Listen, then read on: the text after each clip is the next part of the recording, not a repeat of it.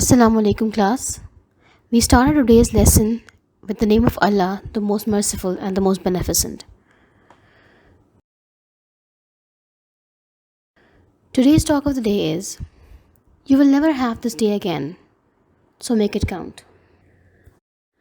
It means that we all are given a limited number of days to live. Therefore, we should invest our time wisely and sensibly, making the best possible use of every day of our life. By not only bringing meaningful changes to our lives, but making valuable changes to the society at large. With this thought in our minds, let's move towards our today's lesson. So, class 8, our today's objective of the lesson is to learn about the author and read in the adequate manner and with correct pronunciation. So, by the end of today's lesson, we all shall be able to state the important facts about the author and read the text in an appropriate manner and with the correct pronunciation and intonation. So before we start our lesson, you all are advised to find a noise-free environment with least distractions so you can listen and understand the lesson better. Now class, you all have this image in front of you.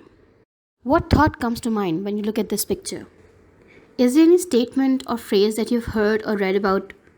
I'll give you all a moment to dive into your pool of knowledge and see if you've ever come across any phrase or any statement regarding the image that you have in front of you. So class, let's have a look at what this picture is trying to depict. The silver lining, which is also the topic of our today's lesson. Now before we move ahead and start reading about our today's story, let's first learn something about the title of the story, which is the silver lining. Now the title of our story is basically a part of a very famous phrase, which is, every cloud has a silver lining. This phrase is actually a proverb. Now class 8, here I would like to add in that this word that you see on the screen has two pronunciations. One is the British pronunciation and the other one is the American pronunciation. So you might hear different people pronouncing this word differently. So for that matter, one needs to know both the pronunciations. So the British pronunciation is proverb. Here, you must notice that the first syllable of the word has a sound O to it, as in pro. And the second syllable of the word is pronounced as verb, without pronouncing the letter R. This is the British pronunciation of the word. Whereas the English pronunciation of the word is proverb. Here, you all must have noticed the first syllable has a sound O, as in pro, and the second syllable is pronounced as verb, where you can clearly hear the sound of the letter R. These together will give you the American pronunciation, that is proverb. So again, the British pronunciation which we follow is proverb, R not pronounced, and the American pronunciation is proverb. Now before getting into the details of what this particular proverb is, let's first have a look at what a proverb means in general.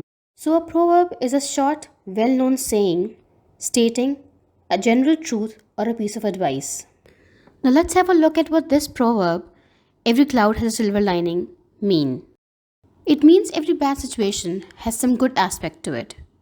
It means one should never feel hopeless because difficult times always lead to better days. There's always hope even when unfortunate events take place. And it suggests that one needs to be optimistic at all times. It is now time to learn about the author of our story. And the author of the silver lining is Chaman Nahal.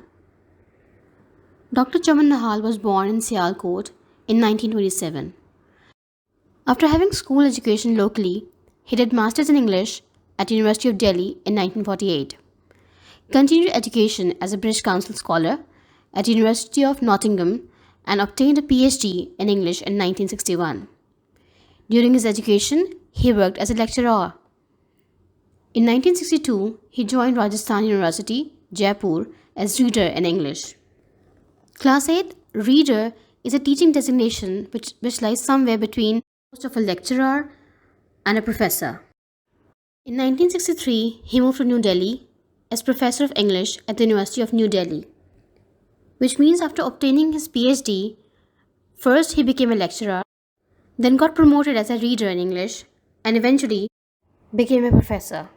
He is the author of stories, reviews, articles, and works of criticism. Now, class 8 criticism is the expression of disapproval of someone or something on the basis of noticed or observed mistakes. Here, particularly, the word criticism means the analysis and judgment of the qualities of a literary or artistic work. And finally, in the piece of writing, the silver lining is taken from a volume of short stories entitled The Weird Dance, which is also written by Dr. Chaman Nahal. Now, these are the few accolades that were given to Dr. Chaman Nahal. The first one is Sahitya Academy, given in 1977. The second one was Federation of Indian Publishers Award, 1977. And the third one was again by Federation of Indian Publishers Award, awarded in 1979. Now, probably you all must be thinking why all these awards are from India. The reason is that Dr. Chaman Nahal was an Indian born author who lived and died in India. These are few of his famous books. First one is Azadi. The second is Akela and the Blue Monsters. The next one is Gandhi Quartet. And the last one is Silent Life. It is now time for the reading session. Nervousness while reading aloud is natural, but can be easily overcome if the following points are kept in mind. Be calm and poised while reading. Take deep breaths while feeling anxious. This results in improved reading. Keep a normal pace, that is, neither too fast nor too slow. That is, one should not sound robotic while reading. Read in a way that the read content is comprehensible by yourself as well as by the others. The tone while reading should not be monotonous. Use voice modulation. Modulation is the variation in the voice. And read with full expressions. Keep the punctuations in mind. They are there to indicate certain stops, pauses, and even exclamations. Stop at a period, that is a full stop, which indicates that one complete idea or thought has been completed. Give a short pause in presence of a comma, suggesting that the thought has not yet been completed. Keeping all these points in mind, let's now start our reading practice. So I'll be doing this as a model reading for you all, and then later on at home you all can practice it. Now class 8, before I start reading, you all must have noticed certain words underlined on the slide in front of you. Here it is advised that you keep your textbooks with you so you can underline the words side by side, as meanings of these words will be discussed in our next class.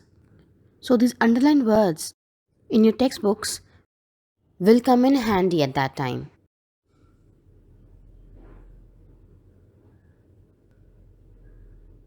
It is difficult to assess the range and quality of human emotions.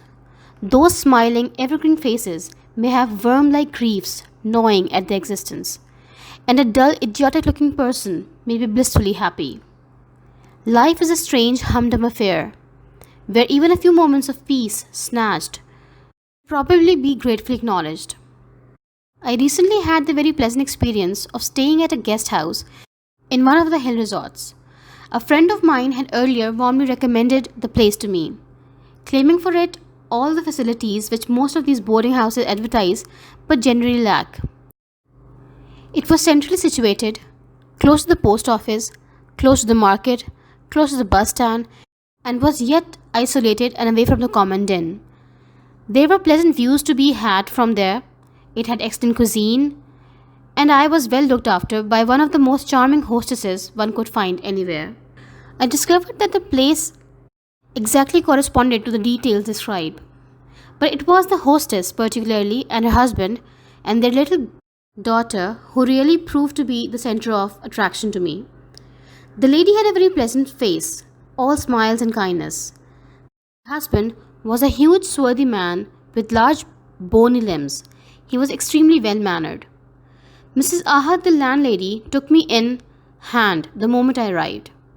She looked after my luggage, gave instructions regarding my room, had a cup of delicious coffee produced in no time, and then put me at ease by talking to me informally about myself and my visit. Before continuing reading to the next page, let's first pronouncing some of the words that we have just read. So wherever you're sitting, I would like you all to repeat the words after me out loud. So the first word is grief. The word that you see on the screen is grief. The second word is knowing. Here, the letter G is silent and thus not pronounced. Let's say it one more time. Knowing. The next word is humdrum. Say it with me. Humdrum. Next is snatched. The word is snatched. Then cuisine. The word is cuisine. And then swarthy. The word here is swarthy. I was completely won over by the family. It appeared as if I had known them for years. While thus chatting with the two of them, I became aware of the slightly built girl hiding behind the settee. She must have been about 8 and was sweet and charming like her mother and was trying to avoid me. I couldn't help smiling. I saw that she was staring at me. I said, "What's your name?" and beckoned to her to come to me. The girl became immediately self-conscious, shook her head, and stood where she was. I called once more. "Hello, come here, dear." She blushed and again shook her head. After a second, she ran out. I thought I saw tears in her eyes. I suddenly became aware of an awkward pause in the room, and turning to look at the Ahads, I discovered that both of them were frowning, a painful look on their faces. Mr. Ahad said apologetically, "I'm sorry, Mr. Nadeem. You see, our daughter cannot hear anything nor speak. That's why she didn't come to you." I gasped, and muttering something about being sorry, I became confused and did not know what more to say, for I was feeling ashamed at my forwardness with a child who was obviously not in a position to respond to my approaches of friendship. I vaguely felt I had wronged her and her parents. It did not take me long to see that this was the situation the poor parents had to put up with almost daily. For every day, one or two guests left and new ones came along. And at the very first meeting, or soon afterwards, they would run into the child, be fascinated by her charm and beauty, and want to talk to her, to pat her, and so on. Now let's do the pronunciation drill for the words on this slide. The first word is SETI. SETI. Let's say it out loud. The word is SETI. The next one is beckoned. Beckoned. Third is self-conscious. Class 8th, please repeat after me. The third word is self-conscious. Fourth is apologetically. Apologetically. Then gasped. This word here is gasped. Next is vaguely. The last word on this slide is vaguely. And every time it would result in the child silently smiling, sighing, and withdrawing, leaving looks of agony on the faces of her parents. Often it would lead to lengthy explanations as to how the calamity had come about. For many of the inquisitive visitors liked to know if it was from birth or the result of an accident, whether anyone else in the family suffered from a similar disability, and if any treatment was being given. The queries were answered by the parents haltingly and with obvious anguish. What struck me as the worst part of the situation was that the girl would be often gravely looking on, her eyes aghast with horror and self-pity, aware that she was the topic of discussion. She had no other pastime than to run around the house or play with the servants. She did not go to the school, as there was none there to cater her needs. They had tried to teach her at home, but without success. She could only hear faintly without feeling much, when one shouted close to her ears, and she could speak nothing except utter animal like cries of happiness and sorrow, or say crudely such words as mama or uncle. All her other communications were confined to gestures with her hands, which brought a fleeting sensation of torture to her whole being when one failed to follow what she was saying. To save the child from such repeated humiliation, one day I suggested something to the Ahads, which the parents, after some trepidation, agreed to try. We decided to have bits of paper typed and to hand over one of these chits, duly sealed in a cover, to every new visitor as soon as he entered the guest house. The text on the chit ran,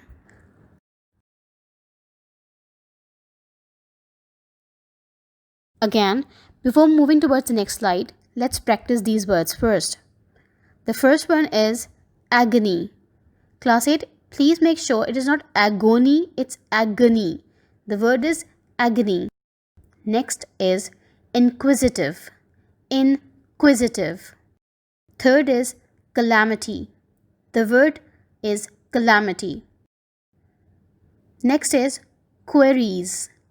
The word is queries. Keep repeating. Next one is haltingly. The word is haltingly. Next, anguish. Anguish. The next one is aghast. Aghast.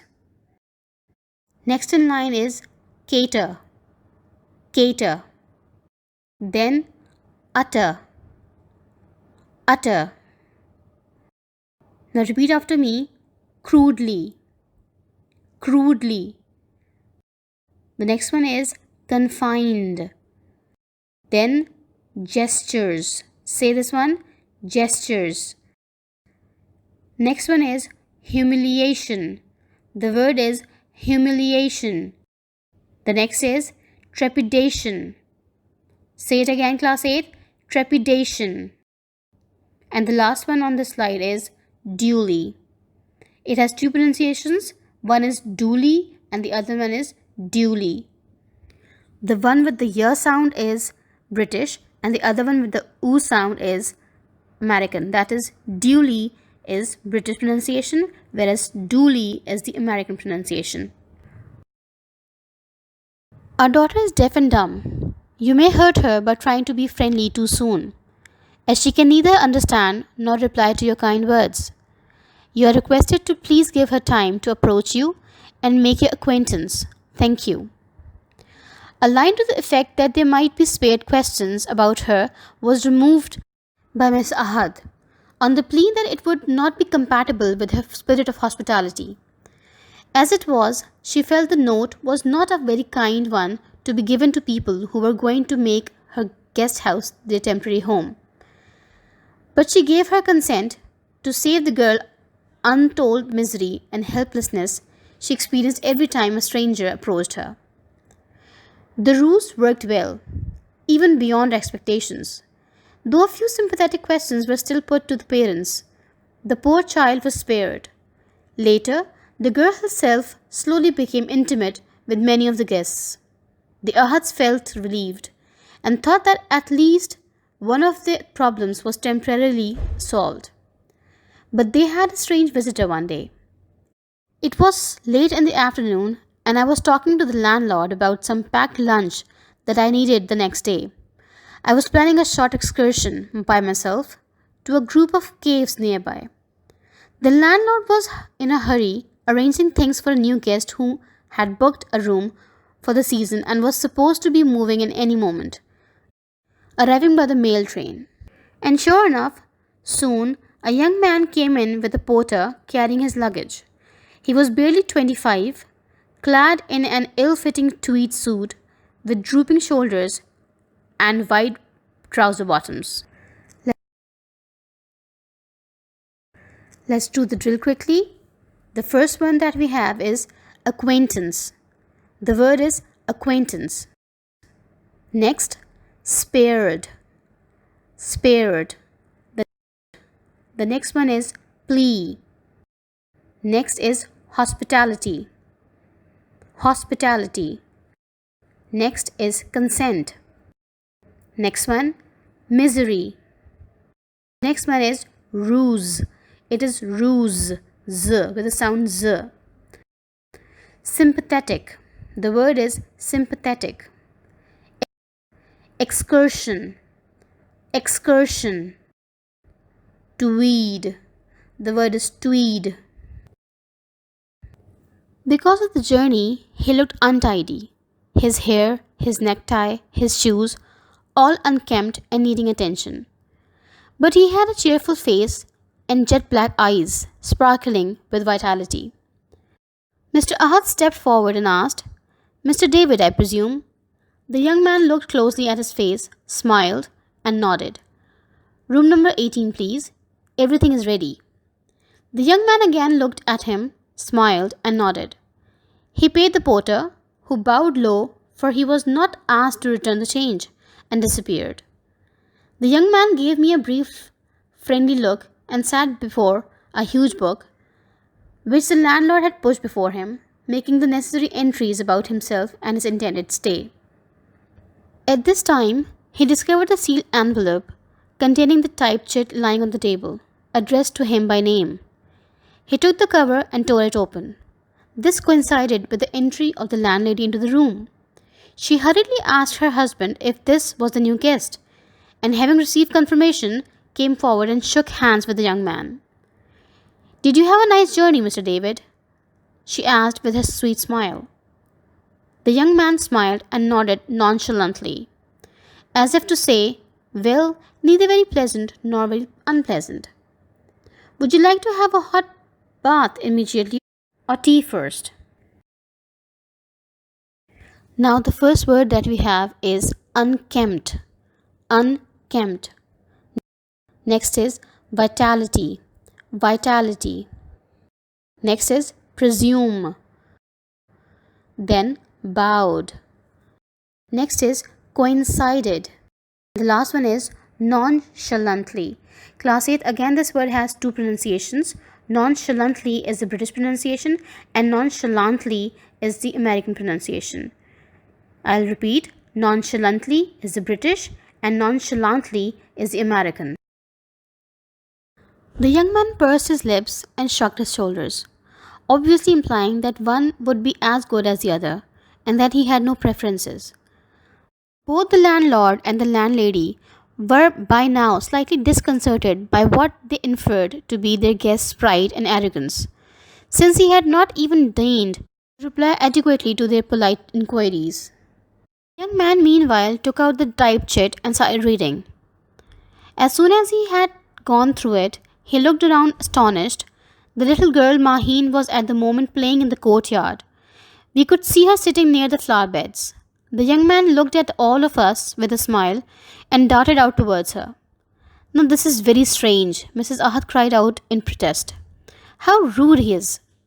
"He shouldn't have ignored a request like this," the landlord put in more mildly. I too was a bit upset, for it was obvious that our effort to save Maheen embarrassment from strangers was going to fail in this instance. After a few moments, we walked out to the veranda, and I was apprehensive of that impending look of anguish on the faces of the parents and the child. The scene that confronted us was something we least expected. The strange young man was reclining on the grassy ground, and Maheen was sitting on his lap. He was showing her the flowers. And suddenly, like the sound of a gun exploding, the shrill animal-like laughter of Maheen pierced in the air. Now the words for this slide are pursed. Next is shrugged. Shrugged. Next, disconcerted. Next is inferred. Inferred. Next word is arrogance. Class 8, please pay attention. It is not arrogance, it's arrogance. Next is deigned. Again, the letter G is silent in this word. The word is pronounced as deigned. Next is apprehensive. Next, apprehensive. Confronted. The word is confronted. And the last word is pierced. pierced. The parents looked at each other with wonder and amazement. Our daughter has not laughed like this for years, Mrs. Ahad said. Curious, we watched the two of them, who were now walking towards us hand in hand. Maheen ran to her mother and danced about her with joy. She made her queer sounds of ma ma, ma ma, and wildly pointed to the young man. It was Mr. David who came to our rescue. We soon realized that he was deaf and dumb too. His strange, ambiguous silences, his sudden rush for the girl on reading the note, all became instantly clear to us.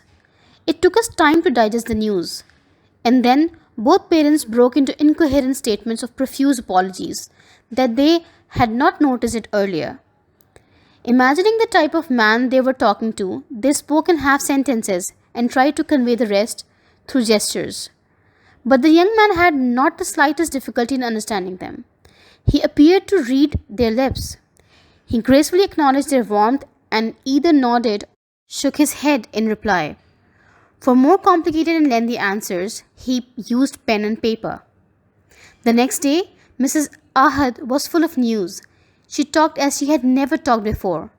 She mentioned the stranger and the plans for the betterment of Maheen he had outlined to her and her husband. There were schools for such people, he told them, though they were beyond most people's means. He had himself been educated in one such institution abroad and had now returned to Pakistan to render the same useful service to others by starting a school here. She almost broke down with gratitude when she said that he had agreed to accept Maheen as his first pupil. He had emphatically stated that the girl could in course of time live almost as normal a life as any of us who had the powers of hearing and speech. Mrs. Ahad laughed like a carefree girl. She gave us an extra helping of jam and butter and honey at the table. She looked the happiest woman in the world. The first one is queer. The word is queer. Next, ambiguous. Say it out loud, ambiguous. Next one is incoherent. Incoherent. Then profuse. Next word is profuse. Apologies. Apologies. Next one, render.